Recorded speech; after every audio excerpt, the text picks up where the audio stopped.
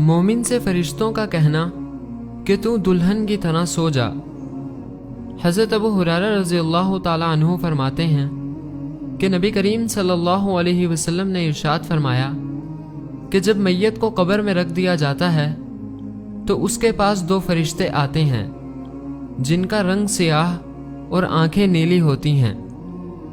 جن میں سے ایک کو منکر اور دوسرے کو نکیر کہا جاتا ہے۔ وہ دونوں اس سے پوچھتے ہیں کہ تم کیا کہتا ہے ان صاحب کے بارے میں جو تمہاری طرف بھیجے گئے؟ وہ اگر مومن ہے تو جواب دیتا ہے کہ وہ اللہ کے بندے اور اس کے رسول ہیں۔ میں گواہی دیتا ہوں کہ اللہ کے سوا کوئی معبود نہیں، اور بلا شبہ محمد صلی اللہ علیہ وسلم اللہ کے بندے اور اس کے رسول ہیں۔ یہ سن کر وہ دونوں کہتے ہیں کہ ہم تو جانتے تھے کہ تو ایسا ہی جواب دے گا۔ پھر اس کی قبر 70 ہاتھ مربع کشادہ کر دی جاتی ہے، پھر منور کر دی جاتی ہے، پھر اس سے کہہ دیا جاتا ہے کہ اب تو سو جا۔ وہ کہتا ہے کہ میں تو اپنے گھر والوں کو اپنا حال بتانے کے لیے جاتا ہوں۔ وہ کہتے ہیں کہ یہاں آ کر جانے کا قانون نہیں، تو سو جا،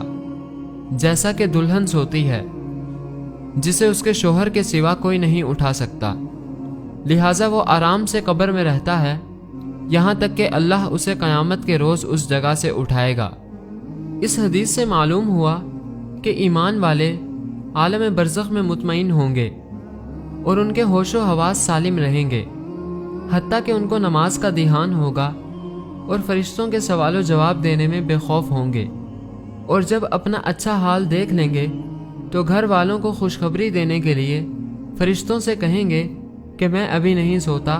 گھر والوں کو خبر کرنے جاتا ہوں، اور انتہائی خوشی میں اپنا انجام بخیر دیکھ کر فوراً ہی قیامت قائم ہونے کا سوال کریں گے تاکہ جلد سے جلد جنت میں پہنچ سکیں۔ جس پر خداوند عالم کا کرم ہو اس کے ہوش و حواس باقی رہتے ہیں اور اس سے اللہ جل شانہ صحیح جواب دلاتے ہیں، جیسا کہ سورہ ابراہیم میں فرمایا